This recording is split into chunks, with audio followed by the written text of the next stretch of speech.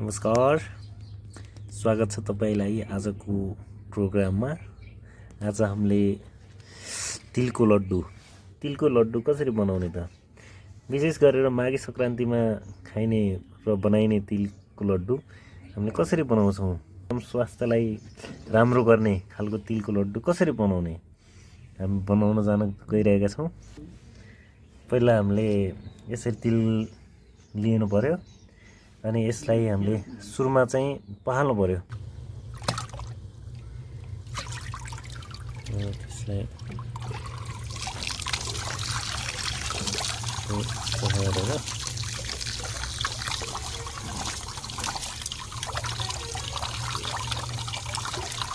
एकदम केयरफुल तरिकाले हामीले यसरी सफा गरिरहेका छौँ ताकि हाम्रो लड्डुमा किरिकिरी नहोस्।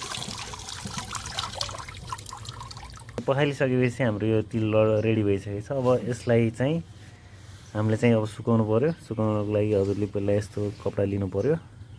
यसमा चाहिँ हामीले यसरी तिल सुकाउँछौँ। हेर्नुहोस्, यसरी छर्दाखेरि चाहिँ छुट्टा छुट्टी हुन्छ। हेर्नुहोस्, यसमा धेरै बाक्लो गराउनु हुँदैन। यो धेरै बाक्लो गयो भने सुक्न टाइम लाग्छ। सुक्न टाइम लाग्यो भने तिलको लड्डु बन्न टाइम लाग्छ। तिलको लड्डु बन्न टाइम लाग्यो भने तिलको लड्डु खानलाई धेरै टाइम लाग्छ। त्यही भएर पातलो गराएर सुकाउनुहोस्। हामीले पखालिसकेपछि सुकाएको तिललाई चाहिँ यो सुकिसकेको छ अहिले। अब यो तिललाई चाहिँ हामीले भुट्न गइरहेका छौँ।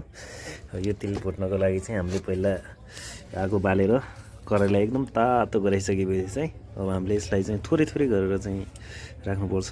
थोरै थोरै राखेपछि चाहिँ एकदम तातो हुनुपर्छ कराई। अनि तातो भइसकेपछि चाहिँ एकदम छिटो चलाउनुपर्छ। अनि यो तिल चाहिँ पिर्र गर्दै पड्किरहेको छ। अनि इनकेस तिल पड्केन भने चाहिँ तपाईँको कराई चाहिँ पर्याप्त मात्रामा तातेको छैन भन्ने बुझ्नुपर्छ। यो पड्किसकेपछि चाहिँ हाम्रो हजुरहरूले अचारको सुप बनाउँदाखेरि जसरी तिल भुट्नुहुन्छ त्यसै गरेर भुट्न सक्नुहुन्छ। अथवा इनकेस अचारको सुप बनाउनु भएको छैन भने यसै गरेर बनाउन सक्नुहुन्छ। हल्का यो कलर चेन्ज भएपछि पाकेको भन्ने बुझ्नुपर्छ हामीले। अनि यो पाकेपछि चाहिँ हामीले डाइरेक्ट त्यसमा खनाइहाल्छौँ। हेर्नुहोस् कति छिटो पाकिसक्यो त्यो। कराई तातेपछि तिल राख्नुहोस्, त्यति बेलै तात्छ। हामीले तिल रेडी गरिसकेपछि अब हाम्रो यो पालो आउँछ भेलीको। भेलीलाई हामीले पगालेर हामीले पहिला पगाल्छौँ अनि त्यसपछि तिलमा लगाएर राख्छौँ।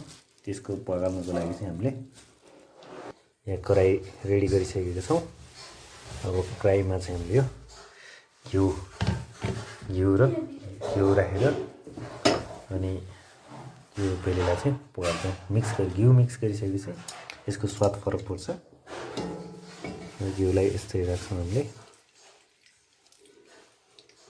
घिउ आफूले चाहेको अनुसार राख्न सक्छौँ। अनि हामीले भेली राख्नु लागि यसरी राख्छौँ। थोरै यसरी राखिसकेपछि तपाईँले हाम्रो चाहिएको अनुसार खुदो पनि, यो खुदो हो, खुदो पनि यसरी मिक्स गर्न सक्नुहुन्छ। तपाईँको तिलको एमाउन्ट कति छ त्यसै अनुसार अलिकति भेली, अलिकति खुदो अनि घिउ सानो ग्यास मजाले रातो हुने हो पकाउने। जति रातो भयो त्यति मात्रामा यो तिलको लड्डु कडा हुन्छ। तपाईँले कतिको कडा खान चाहनुहुन्छ त्यसै अनुसार पनि त्यतिकै रातो पनि बनाउन सक्नुहुन्छ। चाहिँ यो हाम्रो तिलको क्वान्टिटी धेरै भएको हुनाले चाहिँ यति धेरै बनाएको। हजुरहरूलाई चाहिँ यति धेरै तपाईँले क्वान्टिटी अनुसार तिललाई मुछिने गरे तरिकाले यो भेलीको क्वान्टिटीहरू चाहिँ म्यानेज गर्न सक्नुहुन्छ। यतिको रातो बनाएर राख्दाखेरि चाहिँ त्यति धेरै कडा पनि नहुने, ठिक्क कडा हुने, त्यति धेरै नरम पनि नहुने। धेरै नरम भयो भने चाहिँ फुट्न सक्छ।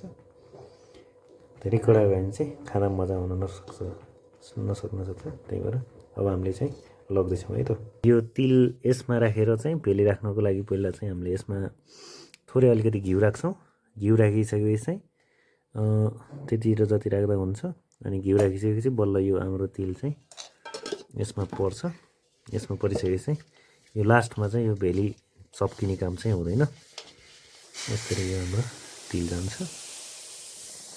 हामीले यसमा चाहिँ यो कराईको उसलाई चाहिँ यसरी राख्छौँ, मजाले राख्छौँ। यो अलि हाम्रो धेरै क्वान्टिटी भएको भएर यसरी राखिरहेको हौँ। हजुरहरूले चाहिँ थोरै थोरै राखेर डब्बा डब्बा बनाउन सक्नुहुन्छ। थोरै राख्ने डल्ला बनाउने, फेरि थोरै राख्ने डल्ला बनाउने भन्नु पनि सकिन्छ है त। अनि हामीले यसरी घोल्न सक्छौँ बेला यसलाई। है त गाइज, हेर्दै गर्नुहोस्, बनाउँदै गर्नुहोस्। यो तातो हुँदाखेरि चाहिँ अलिकति नबन्ने कि डल्ला नहुन सक्छन्, त्यही भएर हल्का चिसो भइसकेपछि हजुरहरूले चाहिँ यसरी बनाउन सक्नुहुन्छ। अहिले चाहिँ त्यहाँ तातो भएको भएर चाहिँ बनेको छैन। अब चाहिँ यसरी रेडी भयो हाम्रो चाहिँ यसरी तिलको लड्डु बनाउन सकिन्छ।